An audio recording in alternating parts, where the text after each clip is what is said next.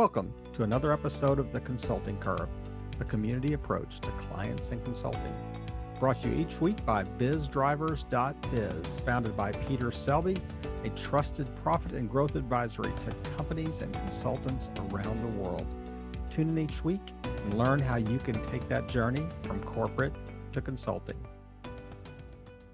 This is Kevin Pruitt with another episode of The Consulting Curve, and we have a very special guest with us, Brendan O'Keefe, that's going to join Peter Selby and myself this week. But before we get started, just a quick recap of where we've come so far in this series. And Peter, we talked about, just really tried to introduce the idea of what it's like to advise in the new economy. That's kind of been the overarching umbrella that all the conversations we've had, to date have kind of nested under. And we've really gone through the first of, I guess, the key drivers around sales conversion. And each week we've kind of focused on a different area. The first week we talked about company brand. The week after that, we kind of dipped into the sales closure code. And we kind of finished last time with branding and growth operating systems. And that was such a great conversation that we really talked about, just really talking around the difference between warm networks and cold networks and the Pareto principle, the 80-20 rule, and so many things. As that one we could have talked about, we could have had an hour and a half episode. But Brendan, we just wanted to kind of close this first, I guess, quarter of the podcast here with just bringing somebody on and really talking about just what's the practicality behind the things that Peter has shared in the first 3 or 4 episodes we talked. The first episode really was just kind of laying the groundwork for what we were going to talk about in this series. But Brendan, we'd love for you to introduce yourself and just tell our audience a little bit about you. Great, thank you. Thank you, Kevin, and thank you, Peter. So as some may pick up, there's a bit of an accent hidden in there. So I'm from Ireland originally, but I've probably spent now half my life in Australia and been blessed to do so. I guess my career started off very much on a technical bias with industrial chemistry, master's degrees and so on. But I realized through opportunities and so on, I drifted from the technical into the, let's say, the HR recruitment space not long afterwards, pretty much when I arrived to Australia, the land of opportunity, really. So that's taken me on a journey really over 20 years of being embedded in the recruitment industry with a very strong profile that's being carved out in supply chain in particular.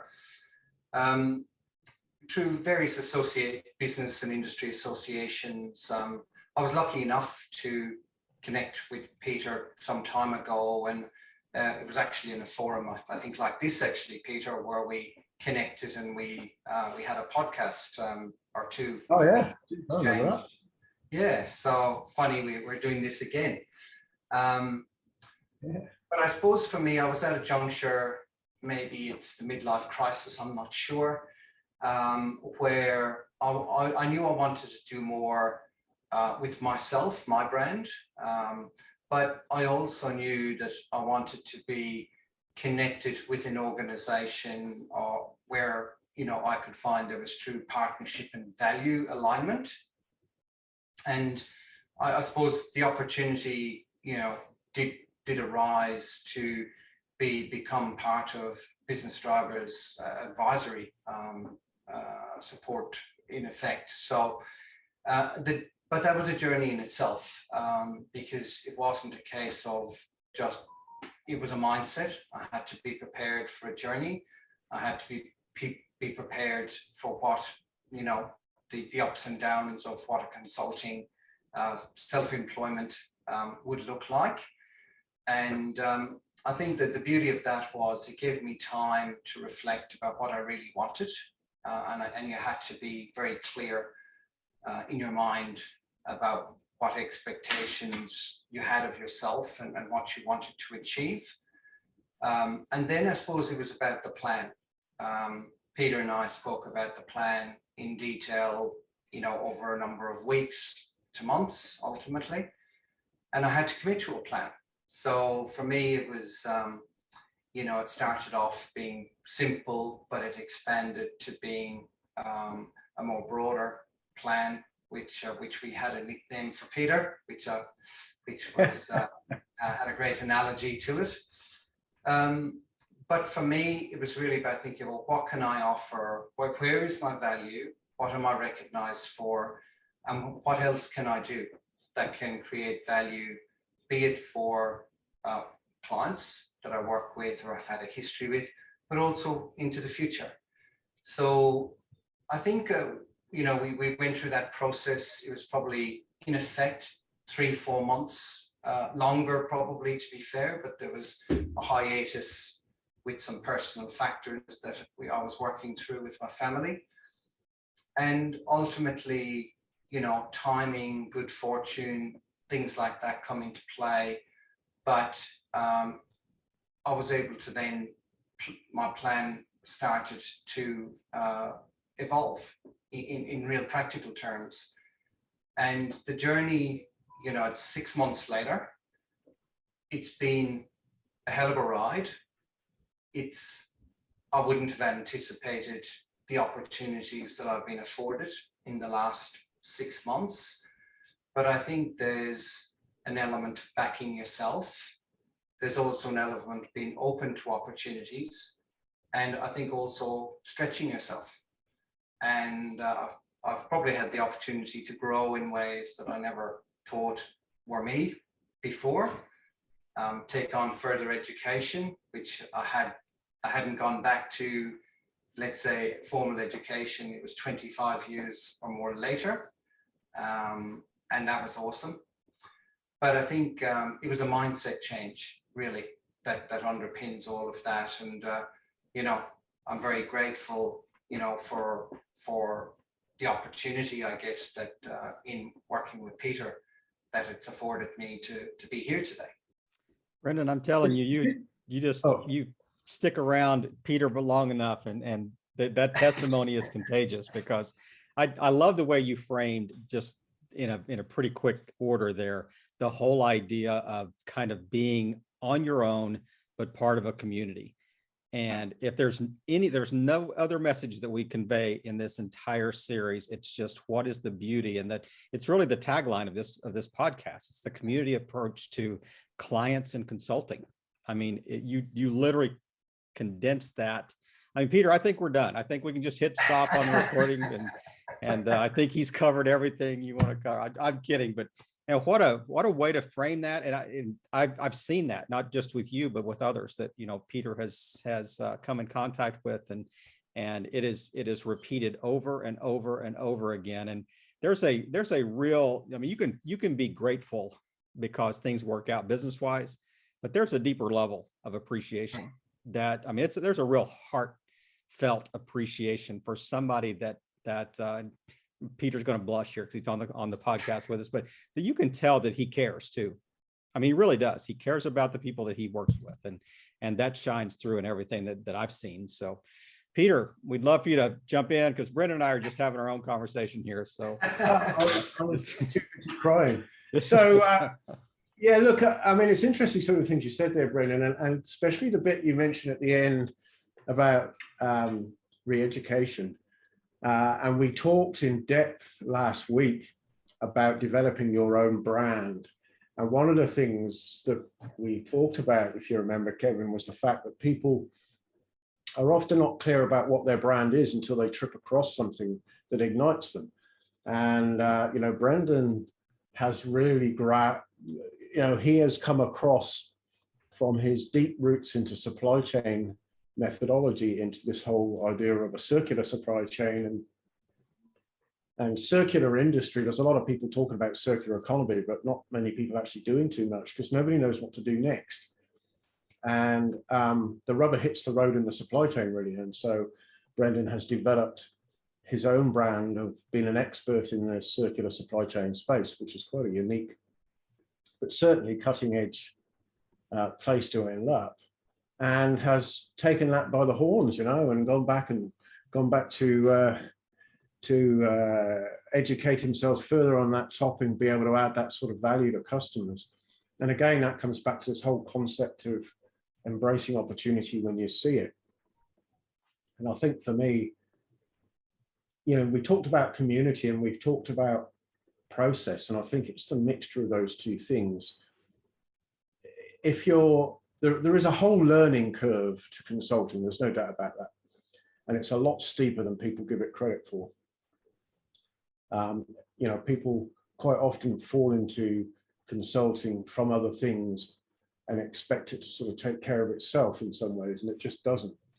And I think if you've got support of a community, both from a customer, from a client and consulting space, that really helps you through that curve. But similarly, having good process around the stuff you do, especially in the areas we've been talking about, Kevin, in growth, really reduces the amount of time required and puts a lot more systems and reliability behind that whole thing. And I think it's those two things. And I guess my message is really for anyone out there, whether you're part of a group like us or not, that those levers are still critical, and that learning curve will be very steep. There is no doubt about it. It's a bit like a ski jump, I think. Yeah, I can attest absolutely to that, Peter, and Peter knows exactly what I'm referring to here, Kevin. So one of my goals was to enable and win a supply chain consulting project. It hadn't been something I'd done previously, not typically in the sense of a full-scale optimization. And it was based on, I suppose, relationship with a client who had trusted my advice in previous engagement. Sought some advice from me, and it ended up in engaging business drivers. And I mean that as a team, not me as an individual. It was very much about the team and the caliber of other consultants that collectively were at the pinnacle point now of delivering at the end of a very intense period, supply chain optimization process. The conversation started, though, interestingly, and Peter's mentioned earlier, with discussion about circular supply chain. Now, the business is on a journey to evolve into a circular supply chain and take opportunities. But before they went anywhere near that, they needed to optimize their existing linear supply chain. So, you know, it's really interesting where it's fueled by some of the things I've said earlier about passion that needs to come from within. I wouldn't say I'm a greenie by any stretch, but I think I've seen the opportunities that exist, or let's say the wastes that are created, which is now really a resource. It's a matter of how you look at it, and how organizations no longer should be, but they need to be optimizing their resources. And it is the collaboration is the key here, you know, in so many different sort of multifaceted areas. And I think it's exciting because we're at a point now where, you know, globally, it's going to become more and more and more critical, to the point of mandatory, that every organization, even down to individual households, we're doing more to make better choices. But it sort of this, you know, I didn't realize this 6 months ago, maybe even 4 months ago, until, you know, maybe I stumbled across it, my network aligned, I was being involved in sustainability discussions, and it's sort of, you know, culminating. It's exciting from where it sits today, and hence I undertook a sustainable supply chain management program, which is very intense, through University of Cambridge for 9 weeks straight. And, you know, the learning of that is just awesome. But I think it's what I'm able now, you know, in many ways to advocate others and, you know, make more businesses aware of the opportunities.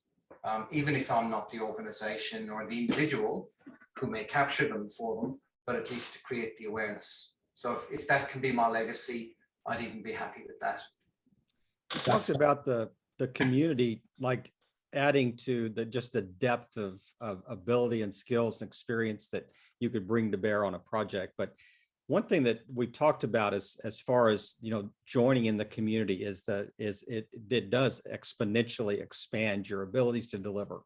And it expands your resources that you can bring to bear and just the learning curve. But one thing we haven't really talked about is that in my mind, it would also bring accountability to you as a solo operator. Once you're joining community and you have, high achievers that you're working with on a project, all boats rise in a rising tide. So the whole idea of when you're working in a team, everybody has got to raise their efforts to, to fit the effort of the group. And I mean, I see that as a huge benefit as well, because it's so easy to, to wake up one morning on your own and just say, I'm just not feeling it today, or that type of thing. But if you've got a lot of people counting on you to deliver, I think that really is another benefit that, to this community approach. It does. And there's something else that we see. You're right. It does lift the bar for everybody, but also people end up doing things they'd have never have dreamt of doing, not that long before. Their own belief in their own capability goes up as a result, and they end up doing things that they would have balked at or certainly would not have been comfortable with doing before that time. Absolutely. If I reflect on the last 6 months about what I have delivered, achieved, conquered in many ways. Yeah.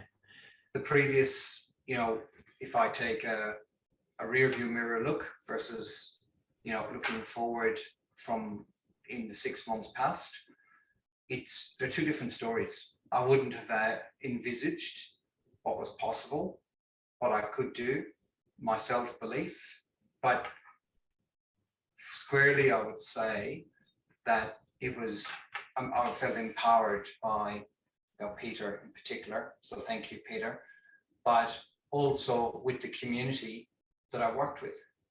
So I couldn't have done this on my own. I needed the skills and resources of people within Business Drivers, be it from moral support, technical subject matter experts, right through to, when times are getting a bit tougher, they're there to back you. They rely on you too, though, Brendan. I mean, it's you talk about a circular supply chain. There's also a circular benefit to being in community. So. Oh, totally. Yeah, absolutely. Yeah, it does become very interdependent. It's but interesting to hear that journey, Brendan. And I've been obviously personally quite involved in your journey over the last 6 months and seeing some of the things that you've done recently that I'm sure if I told you you'd be doing those 6 months ago, you'd have laughed at me, but I would have never believed you. I don't think I did believe you, frankly. There you go. And interestingly, we see this pattern in business generally. Even if you go in to a company and assist a company to do something they couldn't do before, that lifts their capability as well. And as a consultant, no matter how many times you've done it, you learn something yourself in the process. It's always a mutual benefit from taking people or companies to new spaces. Everybody gains, I think. What are some things that when you think about kind of the whole idea behind sales conversion drivers, and I know it's pretty early days still for you, Brendan, but I promise you, if you've been around Peter, you've had those drilled into your head, and you're seeing those in your sleep, so to speak. But tell me how those have kind of come into play, in the early projects that you've been involved with. Yeah, it's a great question. So I probably had. Naturally, I'm a relationship engagement style. And I think for me, what it's been about is maintaining focus and staying true to your plan. So, Peter and we talked about planning a focus strategy with clients that you felt there was an alignment, a relationship. And I think what's transpired is exactly that with a few major clients who trusted me. There was some long-term history there which backed that, but they trusted me with things that I mightn't have trusted myself with, which is a strange thing to say, but I was afforded opportunities to undertake projects that wouldn't have been in my normal wheelhouse. But I think, I trusted my process, my experience, and I probably underestimated the value of my network. I have an expansive network over 25 years now, a fairly extensive LinkedIn repertoire, a good reach to the professional network, but I think if I look at the fundamentals of sales for me, it's really about the relationship connection, being able to add value. It wasn't always about I needed something from an organization. In many ways, with some of the other work I had done with an organization, a supply chain industry community, I had been a volunteer for 4 or 5 years, literally contributing to a community. And I think somehow people remember that you were there to support, be advisory, add some value, be available. And I think people remember you for that to a degree. And for me, sales, it's funny, sales has never been about the selling. It's more been about driving value for the customer. Yeah, that's very interesting, Brendan. And it's a point that tends to get lost quite a lot. If you think about the successful companies, they're successful when they're not selling, they're adding value, or they're helping solve a problem, or they're, the focus isn't the sale, the focus is the customer. And, you talk about drilling process into people's minds, Kevin. Brendan is naturally aligned to that sort of thinking, but our processes are all around that. At the end of the day, we're successful because we don't sell anything to anybody. Absolutely. Yeah, I know. Yeah, absolutely. It seems like a very odd statement, but it's true, because I think it's not a think, I know that if you're authentic, that's how you will be perceived. And that's the value that you offer because of the integrity of what you can offer.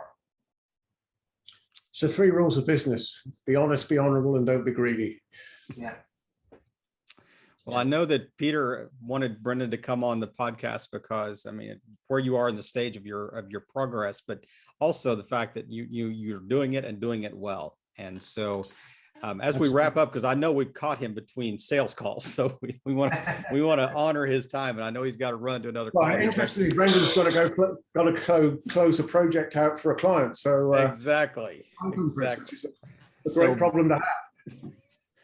Brendan, as we close today, man, we just wanted to tell you thank you for joining us. But I would just love for you to just take a moment and just talk to someone that may be a little further behind you on the journey, that may be thinking about stepping into this space. What would you tell them about, your journey in the last 6 months? Yeah, I think what I needed to learn about myself is don't underestimate yourself. Believe in what you're capable of, put merit to your dreams in a way, but have a focus. And I think it's really around, you need to have a discipline around what you do and stick to the plan. But then I think it's also about where things have come to me, I would say, rather than come at me, which I never would have perceived, and I was brave enough to take the opportunities. So what a way to wrap up. What a way to wrap up today. I appreciate you taking the time and just reiterating once again the value of not only being encouraged and pushed beyond your own limits, but the value of doing that in community. And that's the whole idea behind this podcast, is the consulting curve, the community approach to clients and consulting.